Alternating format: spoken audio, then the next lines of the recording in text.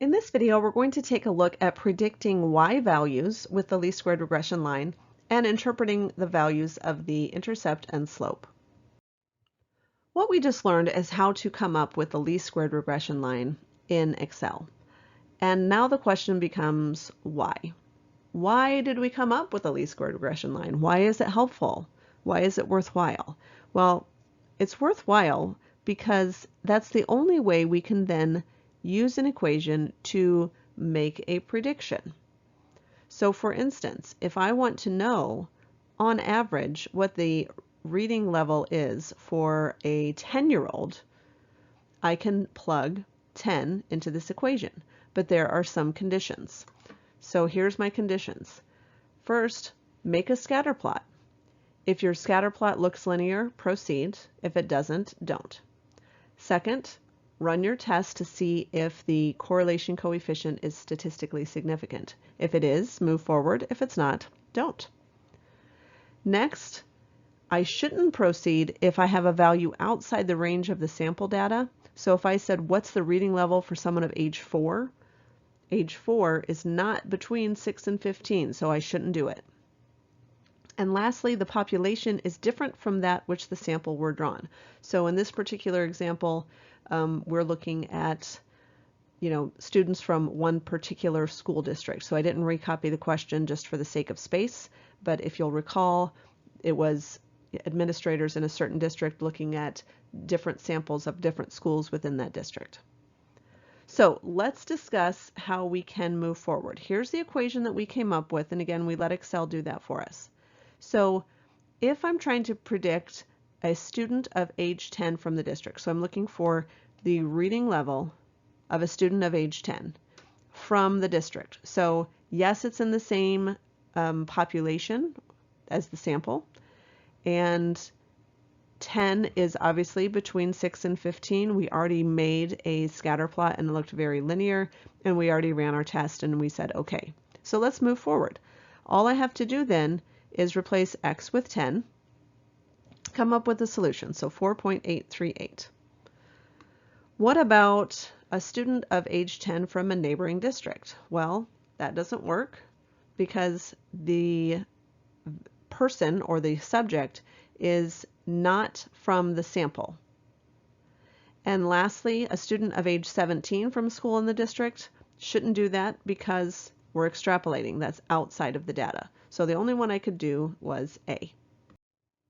The other thing we need to know how to do with the equation is we need to really understand what it is that we have found. So often students get so wrapped up in what's the answer, that they don't stop to think about what the answer actually means.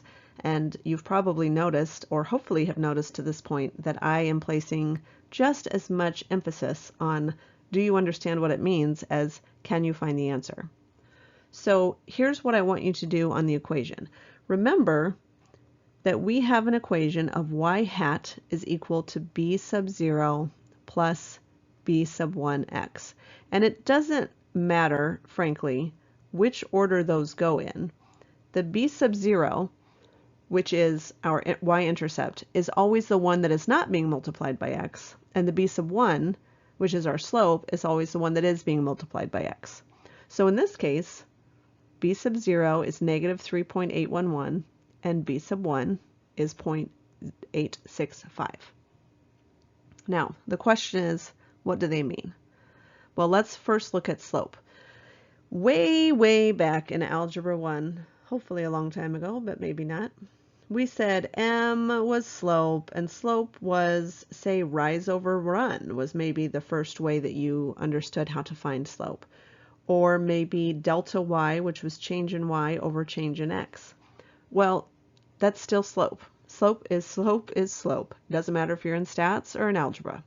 So if I'm looking at slope, and slope is 0.865, I kind of want to think about it as 0.865 over 1. Now, if you're having trouble understanding what it means, put a label on it. We know that the numerator is the change in y. So 0.865 is the reading level. And X, if you'll recall, was years. And so if I label those, it might help me when I'm making my interpretation. So for this example, our slope is 0.865.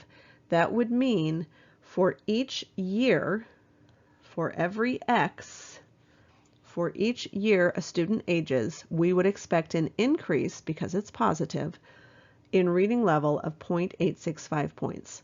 So increase of reading level of 0.865 points, because that is the change in Y for one X. For the Y-intercept, which is of course B sub 0, remember the Y-intercept is when X is 0, what's Y? So that's how we're going to interpret it. So the Y value we expect when our X value is 0. In this specific example, that would mean that we expect a person of age 0, because remember X was years and B sub 0 was reading level. We would expect a person of age 0 to have an average reading level of 3.811. Now, does that make any sense? No, not in this case. It clearly has no meaning in the context of the question, though sometimes it will. So in this particular example, it merely serves as a starting point for our model. But again, sometimes the Y-intercept will have meaning. Let's continue to add to our spreadsheet and talk about how we can use Excel to find our predicted Y value based on a given X value. So if you'll notice, I have all of the same values that I had for section 12.1 before. And then this is what we've done for 12.2 so far, which is to find the intercept and to find the slope. And of course I have the whole equation over here as well, and the R squared value. But what I want is to be able to have a predicted Y value based on whatever my given X value is. And so all I'm going to do is I'm going to enter this equation using these values. So my equation for Y hat is to take the intercept and add, which is the negative 3.8109, and I'm going to add to that the slope multiplied by the X value. Now, if you'll recall, a couple of slides ago, we went ahead and found the prediction for a student of age 10, what was the reading level predicted, and the predicted reading level was 4.83. Notice the actual reading level for our 10-year-old that we was in our sample is 4.9, but again, we're looking at based on the data. So this is the predicted Y, or you could also call this Y hat, because that's exactly what it is, Y hat. Going back to our example for the number of hectares burned during a wedding season or wedding days, let's use that same regression equation that we came up with to do some predictions and interpretations. So first, use the regression model to predict the number of hectares of forest that might be burned if there are 28 rain wedding days. So again, X represents the number of wedding days and Y hat represents the number of hectares burned. So all I would have to do is replace X with 28. So that would tell me that I would expect about 0.293 hectares burned. What is the value of the slope, or what does it mean? For each additional one rain wedding day, we expect 0.024 fewer hectares of forest to burn.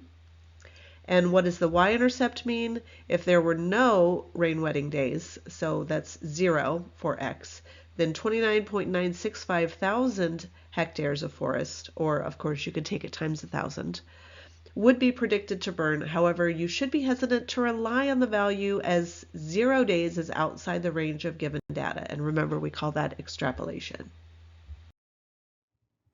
Up next, I'm just going to take you through one question where we essentially do everything that we've done up to this point, just to make sure that it makes sense before we move on to our next section.